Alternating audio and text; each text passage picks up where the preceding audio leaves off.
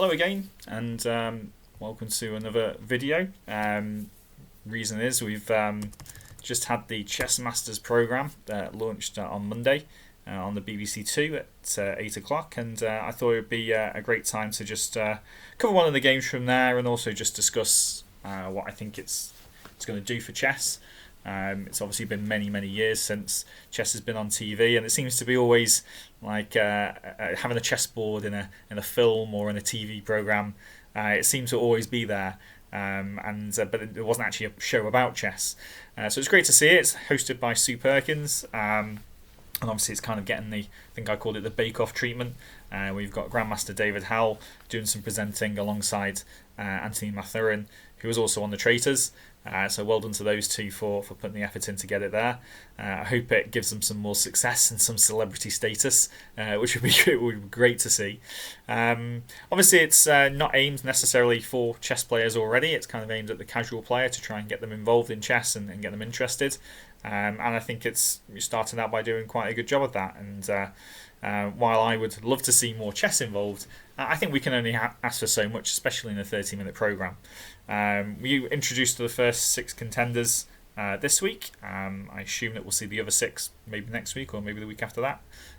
So I'm looking forward to seeing what they're like on screen. And I think as the Shogun series goes on, I think there's 8 episodes, that we'll get to know them a bit better. And actually, hopefully there'll be more talk about who's going to win, and actually more people joining chess clubs because of it. I've already seen reports that people have had contacts that asking them, can we come and play chess in your chess club?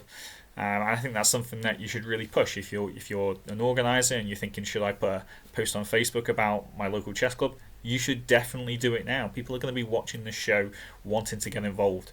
So make sure you get that advert out as quickly as you can do. And make sure you're not too pressured about making them play league matches immediately too. Make sure you keep it casual for people. I think that's something that we don't do very well at, especially here in the north, mainly because there's not as many chess clubs around where I live. But I think there's a wealth of people that want to learn to play chess out there or want to get involved, but just don't know where to start. And we need to maybe cater to the casual player a bit more. Looking at the show though, I've got the picture there. You can see, I think in the Eliminator game, we had Nick versus Navi, which was quite good that they eliminated one person. So whoever lost this game was actually going to, I guess, go home and not be involved in the rest of the competition. So this is a bit of a spoiler, and a spoiler about the game, because the reason why I liked it, so Nick was white and Navi was black, is that we actually had a French defence on the board, which I was really happy to see. Those of you that know me know that I play the French. The French is an opening for black.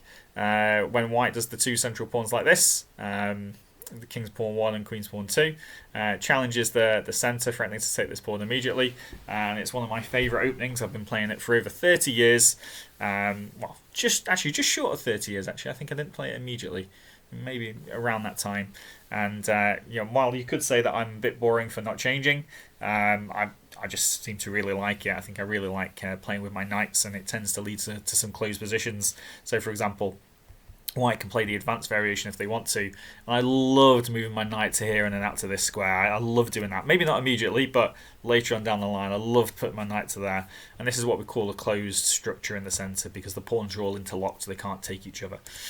Nick didn't choose to play that variation. No, he played the Tarish variation, which is knight d2. And one of the things of the show is that given them nicknames. So Nick's nickname was the Swashbuckler. I'm not so sure whether that ties in with this opening line. Nick, maybe you want to change your variation a little bit more, because knight d2, the Tarash, is maybe a bit more of a positional opening, although I guess it could lead to some interesting tactics later on down the line. But Navi actually plays one of the best moves, which is c5, and this is well known as being Black's one of Black's main weapons against the Tarash. And you see we're going to get a lot of exchanges with these pawns in the centre of the board. Nick takes one off immediately, and actually here the main move is actually take with the queen, which is a really unusual thing to do. You don't normally bring your queen out to the centre of the board at the start of the game, and after knight here, actually Black goes and takes another pawn, and you're going to see this theme in this game about greed. It is all temporary though. White brings a piece out to attack the queen, And you can see there, already lined it up. Actually, this knight defends the bishop. The queen has to move again. It moves back to one of these squares. And then white castles and eventually regains the pawn. And in doing so, black's able to develop their pieces and get castled themselves. Leads to quite an exciting game. However, Navi didn't take with the queen, and maybe wisely so. He took with the pawn. And whether he is out of theory here or not, I'm not so sure. Probably. But he does the right things in just trying to develop his pieces quickly, get castled. Keeping the pawn in the centre can be a big benefit. And here Nick went and played bishop b5 check. And I've played this position before. I believe that I've probably had a game where I've got a knight on c6 at this point, and I've learned a lot of theory behind playing this as black, and actually had some quite good results with it. But here Navi plays maybe a little bit more aggressively, which is quite nice. He plays bishop d7. It's a great way of blocking the check because he's creating a counter threat at the same time. And so therefore Nick's got to do something about his bishop. What's he going to do? Well, he decides to take. And here Navi takes with the knight. You see in my arrows here, I'd have been tempted to take with the queen and then put the knight out to c6 because it's a bit more aggressively placed there. Taking with the knight's not bad. It develops the knight quickly. And I guess you develop your minor pieces first, and by minor pieces I mean your knights and bishops. So all of these three for each side, get them out as quick as you can do in the game and get castled. That's usually what you're taught at the start. So knight takes is perfectly fine. And then here Nick takes another pawn. I'm a bit dubious about this move by Nick. And the reason being is that Navi is probably very happy to do bishop takes pawn all in one go. This is something he really wants to do. And the reason for that is that normally the bishop moves first. So for example, suppose he delayed by one move, and then suppose Navi developed his bishop. If he then takes, he gets to make the bishop move twice to recapture the pawn. And something that you usually don't want to do is move your piece twice in the opening if you can help it. And so for example, Navi probably would have developed his knight, but then after castles, what does he do next? He's got to move his bishop at some point in order to get his king castled. Maybe he'll try and relieve the tension by taking or pushing forward, but that creates a different story. So maybe a little bit of a trick missed there by taking the pawn immediately. Because now after bishop takes, he develops the bishop in one go. And actually, if we think about it, we say, well, who's got more development? I mean, white had the first move. Let's not forget this. White had the first move. At this point in time, who's got more development? Well, white's got one piece out. Black's got two pieces developed. So even though black moves second, white's actually got more pieces out. And the reason for this is that white went bishop b5 check and took, and then also took on c5. And whenever you take your opponent's pieces and they recapture back, they're bringing their pieces forward to recapture back on you. And you're losing the pieces that you took with. So you're actually helping your opponent develop. I'm not saying that white's doing badly here. White's probably doing okay.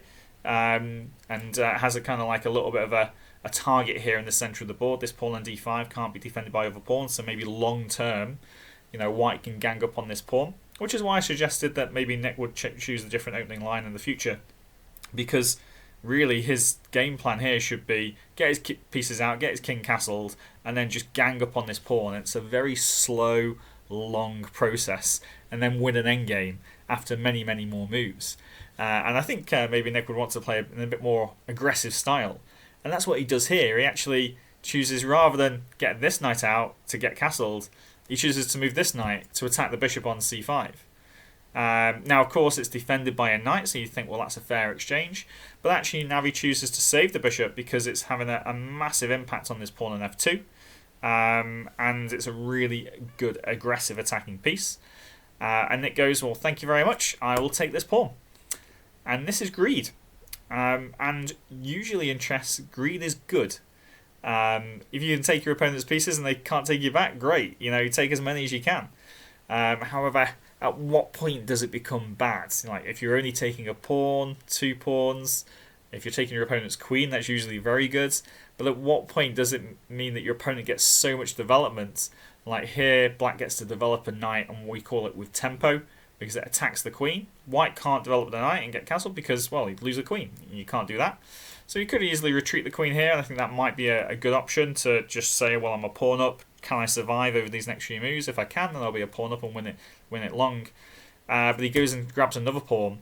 And the problem is here, Navi just castles, and now this white king is in a lot of danger. This white king is still 2 moves away from castling. He brings the knight out, but the problem is he wants to get castled next go, but Navi correctly just goes very simply rook e8. You cannot castle. If you do so, I'm going to take your knight, and you can't take me back. And the knight's worth so much more than just 2 pawns that black would go on to win that.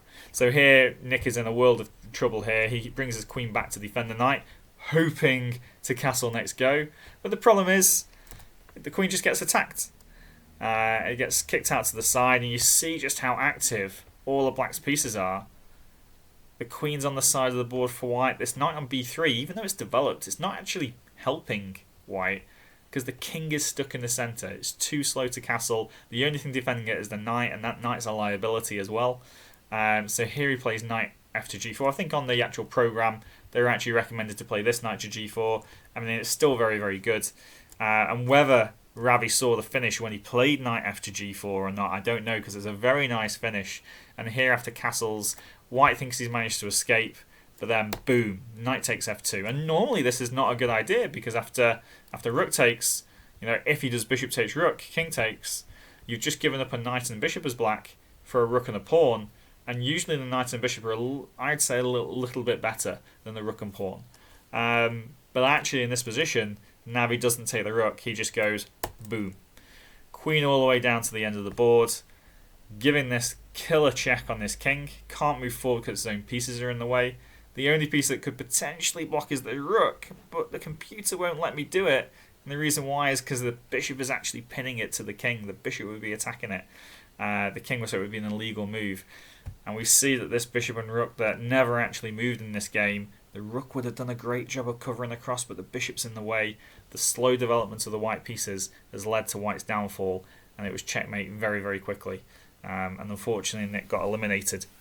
I think he was running his own chess clubs as well. Please watch the show if you haven't seen it, and turn up to his chess clubs and see if you want to play against him.